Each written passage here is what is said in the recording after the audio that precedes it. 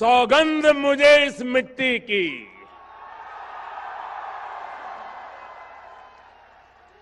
सौगंध मुझे इस मिट्टी की, मैं देश नहीं मिटने दूंगा। मैं देश नहीं रुकने दूंगा। मैं देश नहीं झुकने दूंगा। ये बेईमानों की सरकार है। दिल्ली में बैठे हुए लोग हों और यहां पर बैठे हुए लोग हों, जो लोग बड़े लोग हैं उनको तो हवाई जहाज पर आप लेकर आए, मुफ्त में लेकर आए। कोरोना को आपने इंपोर्ट भी किया हवाई जहाज के जरिए से, बड़े बड़े लोगों को हवाई जहाज से बाहर से लाए भी आप। लेकिन वो गरीब जो देश का निर्माण कर रहा है, मोदी जी ने कहा था सबका साथ सबका विकास। मोदी जी, सबका मतलब क्या होता है? कॉर्पोरेट जगत के लोग। सबका मतलब होता है हवाई जहाज में सफर करने वाले लोग। ये गरीब क्या सबका साथ का मुस्तहिक नहीं है? आप इधर लोक लुभावन ऐलान कर रहे हैं 20 लाख करोड़ का, 20 लाख हजार करोड़ का। तो आप ये क्या ऐलान करके धोखा देना चाह रहे हैं? किनको फ्रेम में डाल रहे हैं? लॉकडाउन हुए तकरीबन 2 माह गुजर चुके हैं और मजदूरों का बाहर में बेरोजगार होने की 3 माह की मुद्दत गुजर चुकी है। जैसा कि आप लोगों को मालूम है कि लॉकडाउन में फंसे मजदूर जब वहां पर उनके राशन पानी का मामला आया तो बिहार की सरकार ने उनको कोई मदद नहीं की। बहुत दबाव के बाद जब इन्होंने सहायता की राशि जारी की तो उसके लिए ऐसे कठोर नियम बना दिए जिसकी वजह से 15% लोगों को ही पैसे मिल पाए। हम लोग का दावा है कि बिहार से तकरीबन 1.5 करोड़ से ज्यादा मजदूर बाहर हैं और कम से कम 20 लाख से कम छात्रों की तादाद नहीं होगी जो बाहर पढ़ रहे हैं। ऐसे वक्त में आप समझेंगे कि 1 करोड़ 70 लाख की आबादी बाहर है और आप 1.5 करोड़ प्रवासी मजदूरों में सरकारी आंकड़े बताते हैं कि सिर्फ 28 लाख मजदूरों को ही सहायता की राशि मिल पाई है। हम लोगों ने मुतालबा किया था और पूरे लोगों ने भी कि साहब अगर आप बाहर में राशन पानी नहीं दे पाते हैं लोगों को तो उनका घर लौटने दीजिए। नीतीश कुमार ने बतहत मजबूरी के लोग दबाव में आकर घर पहुंचाने का ऐलान कराया, लेकिन इन्होंने जहां कहा था कि हम मुफ्त, पहले तो किराए की बात थी, फिर उन्होंने कहा कि नहीं साहब हम किराया खुद देंगे और लेके मजदूरों को घर पहुंचाएंगे। लेकिन इनकी नीयत साफ नहीं है। मैं प्रवासी मजदूरों के परिवारों को और गांव के लोगों को खास करके तवज्जो दिलाना चाहता हूं कि आप देख लेंगे कि पिछले हफ्ता 10 दिन की मुशक्कत के बाद किशनगंज में अब तक सिर्फ 6000 लोग आए हैं और किशनगंज की तकरीबन 3.5 लाख आबादी बाहर है।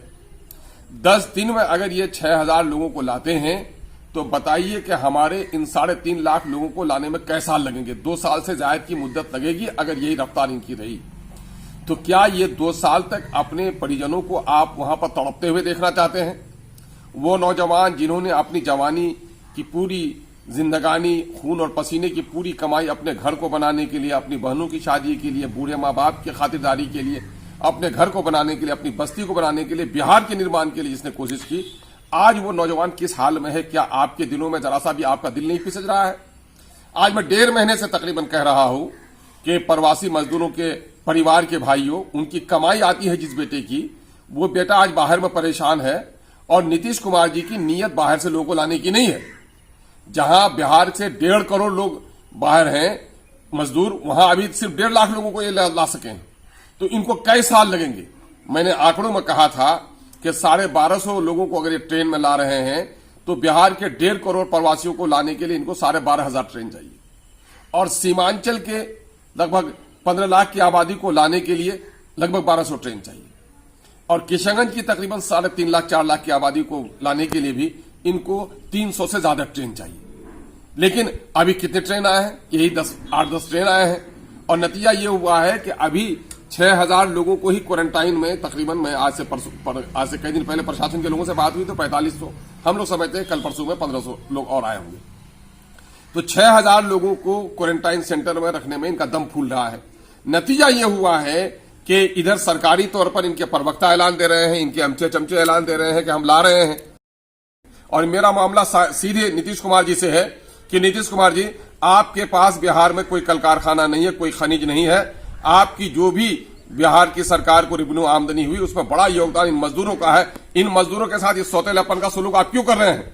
एक तरफ आपके प्रवक्ता बोल रहे हैं कि बाहर से ला रहे हैं और दूसरी तरफ कश्मीर का मामला हो, चाहे हरियाणा का मामला हो, दिल्ली का भी मामला हो, हमारी बात हुई है और वहां लोग ये कह रहे हैं कि साहब जब तक बिहार सरकार के पदाधिकारी हमको इजाजत नहीं देंगे हम यहां से लोगों को रिलीव नहीं कर सकते हैं। और चूंकि आप क्वारंटाइन सेंटर्स में लोगों को रख नहीं पा रहे हैं, जिसके नतीजे में आपने लोगों को आने से रोक दिया है। अब वहां हमारे लोग परेशान हो रहे हैं, सूरत में परेशान हो रहे हैं, बॉम्बे में परेशान हो रहे हैं कि साहब वहां स्थानीय प्रशासन उनका सहयोग नहीं कर रहा है। वो इसलिए सहयोग नहीं कर रहा है कि बिहार सरकार की तरफ से उनको ग्रीन सिग्नल नहीं मिला है कि हमारे लोगों को भेजिए। तो आखिर क्या करना चाह रहे हैं? जब से आपने लाने का ऐलान किया है तब से क्या हुआ है कि जो आपकी सहायता राशि थी वो ऐप भी आपका काम करना बंद कर दिया है, सहायता की कोई राशि भी नहीं दे रहे हैं, लोगों को आने भी नहीं दे रहे हैं। और जिन लोगों को लाकर के आपने रखा भी है क्वारंटाइन में, वो क्वारंटाइन नहीं है, वो कोरोना सेंटर है, वहां से कोरोना फैलने की पूरी संभावना है। वहां पर मामला यह है कि सोशल डिस्टेंसिंग की बात आप करते हैं, दवा के लिए जाए, ऑपरेशन के लिए जाए, उनके लिए डंडे चला रही है पुलिस, कहा कि 1 मीटर की दूरी रखो, मास्क होना चाहिए तुम्हारा। लेकिन जहां जहां आपके क्वारंटाइन सेंटर्स हैं, उन क्वारंटाइन सेंटर्स में एक ही जगह, एक ही बिस्तर पर मजदूर सो रहे हैं। ये विभिन्न शहरों से आए हैं, एक ही शहर के विभिन्न हिस्सों से आए हैं, विभिन्न गाड़ियों में आए हैं।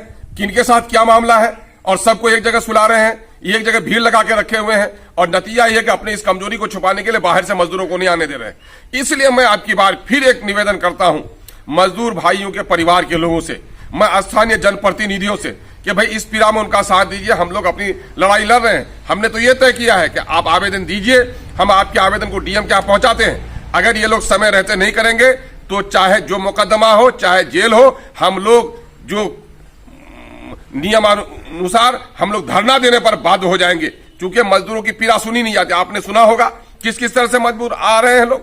भागलपुर के लिए आदमी रिक्शा लेकर निकल गया है दिल्ली से, छोटे छोटे बच्चों को लेकर के 9 महीने की हामला औरत निकल आई है। तो आप जरा इसकी पीड़ा को समझिए। रास्ते में बच्चे दम तोड़ रहे हैं, पुलिस डंडे मार रही है, कहीं मजदूरों पर ट्रेन चढ़ाई जा रही है, कहीं मजदूर यूपी में कुचले जा रहे हैं। बिहार के मजदूरों की दुर्गत है। अब जो अभी मुजफ्फरनगर में जो कुचले गए हैं मुख्यमंत्री जी, उनका आपने हालचाल नहीं पूछा। आप ये काम कर रहे हैं माननीय मुख्यमंत्री जी कि दुख की इस पीड़ा में जहां आपने जुमलाबाजी की थी कि साहब राज्य के खजाने पर सबसे पहला हक आपदा पीड़ितों का है, जुमला तो आपने बोल दिया और आपने कोरोना को आपदा भी माना है। लेकिन आपदा वाले इस घड़ी में आप कहीं मजदूरों के साथ नहीं है। आपने 2 महीने तक प्रेस से आंखें नहीं मिलाई हैं। आपको प्रेस कॉन्फ्रेंस करना चाहिए और जवाब देना चाहिए जनता को।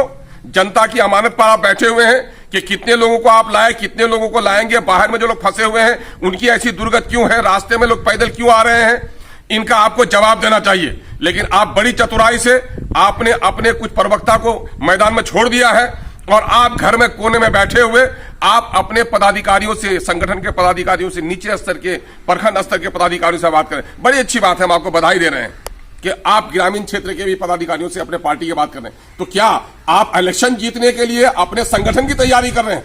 अगर आपको फोन ही करना है और जनता से करीबी होना है तो जिनके मुजफ्फरनगर में जिनके परिवार के लोग कुचल के मर गए, उसकी मां से बात कर लीजिए, उसकी बिलखती हुई बीवी से बात कर लीजिए, उसके रोते हुए चीखते हुए बच्चों से बात कर लीजिए। अगर आपको बात ही करनी है मुख्यमंत्री जी तो बात कीजिए, अपने पदाधिकारियों से जरूर बात कर लीजिए, लेकिन बात कर लीजिए मक्का के किसानों का, जिसके बारे में आपने कहा था कि समर्थन मूल्य हम दिलाने का काम करेंगे। मक्का आज 800-900 रुपए क्विंटल बेचने पर मजबूर हो गया है।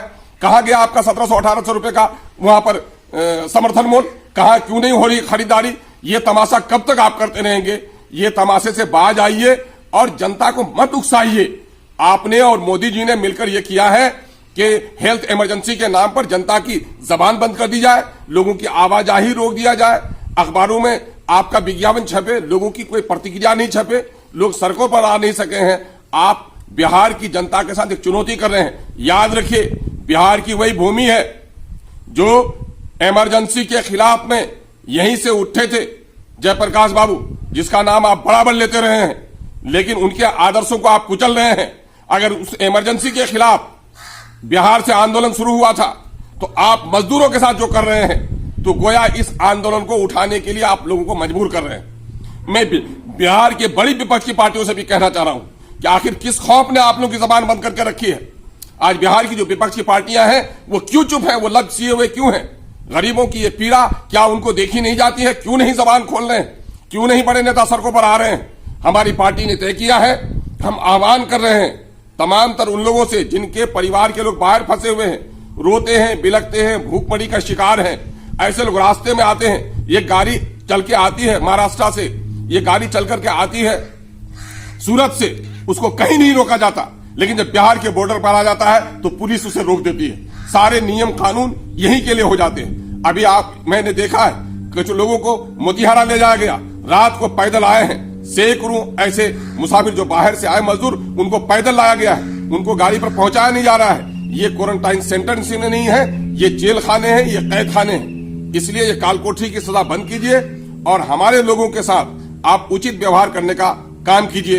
हम बड़े उम्मीदों के साथ और बड़ी तकलीफ के साथ हम तमाम तर प्रवासी भाइयों के परिवार के लोगों से कह रहे हैं कि आप 2 जुमले का एक आवेदन, पूरे गांव के मजदूरों का एक लिस्ट बनाइए और एक आवेदन लिखिए कि माननीय जिला पदाधिकारी महोदय, जिस जिले के आप रहने वाले हैं उसका नाम दीजिए और कहिए कि हमारे परिवार के लोग, हमारे बस्ती के लोग, अगर गांव के मुखिया जी उठ जाते हैं तो बड़ी मेहरबानी होगी, जिला परिषद के सदस्य उठ जाते हैं तो पूरे क्षेत्र की, और विधायक लोग हैं तो कम से कम अपने पूरे विधानसभा के मजदूरों की सूची बनाइए। हमारे लोगों ने काम शुरू कर दिया है, सूची बनाइए और जिला पदाधिकारी को दीजिए कि हमारे मजदूर फलानी फलानी जगहों पर फंसे हुए हैं और आपके द्वारा ग्रीन सिग्नल नहीं देने के नतीजे में वहां से उनको रिलीव नहीं किया जा रहा है।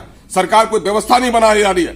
अगर आपने हफ्ते दिन के 10 दिन के अंदर में हमारे मजदूरों को घर तक नहीं पहुंचाया तो हम आपके कार्यालय के समक्ष धरना करने पर, आंदोलन करने पर बाध्य होंगे और इसकी जिम्मेदार आप होंगे। ये काम करने की जरूरत है। इसलिए मैं निवेदन करता हूं सोशल मीडिया के साथियों से भी मैं कहता हूं कि सोशल मीडिया के दोस्तों, इस वक्त अखबार घरों में नहीं आ रहे हैं, टीवी में जो लोग हैं वो गोदी मीडिया के लोग हैं, वो सरकार की ऐलानात को दिखा रहे हैं, मजदूरों की इस पीड़ा को बहुत कम लोग दिखा रहे हैं। इसलिए आप अपने लोगों को जागरूक बनाने का काम कीजिए और पीड़ा की इस घड़ी में इन मजदूरों के लिए जो देश का निर्माण करता है, जो महल में बैठे हुए लोगों के लिए खेतों में फसल उगा रहा है, महल में सोने वाले लोगों के लिए जिसने पत्थर तोड़कर महल बनाया है, आज उनकी बुरी हालत है, उनकी मदद के लिए उठिए। और हम अपने MIM के उन लोगों, नौजवानों को, जिनकी दिल्ली की टीम, हमारी बंबई की टीम, इन लोगों ने भी बड़ी मदद की है लोगों को, हम उनको मुबारकबाद देते हैं और साथ ही हम उनसे भी गुजारिश करते हैं कि हमारी टीम के लोग जहां जहां पर हैं, आप अपने तौर पर ये कलमी लड़ाई शुरू कीजिए और आवेदन दीजिए। उसके बाद फिर जमीनी तौर पर हम लोग उतरकर आंदोलन करने पर मजबूर होंगे। ये बात हम खास करके मजदूर परिवार के लोगों से कहना चाहते हैं। सामाजिक सरोकार रिलीफ बांटना अच्छा काम है, रिलीफ का काम कीजिए, लेकिन इस वक्त सबसे बड़ा रिलीफ ये है कि इन मजदूरों की पीड़ा जो बाहर में तड़प रहे हैं उनको लाइए। हमने देखा है 2 लीटर डीजल देकर के भी लोग अपनी खबर छपवा रहे हैं, हम उनको नहीं कर रहे, बधाई देते हैं, अच्छा है, कम से कम आप कर रहे हैं वो भी अच्छा कीजिए। लेकिन सबसे बड़ी पीड़ा मजदूरों की है वो ये है कि 3.5 लाख मजदूरों में सिर्फ ये 5-7 हजार मजदूरों के आने से काम नहीं चलेगा। हमारे मजदूरों को जल्दी से जल्दी अपने अपने घरों में पहुंचाने का काम बिहार की सरकार करे। हम ये मुतालबा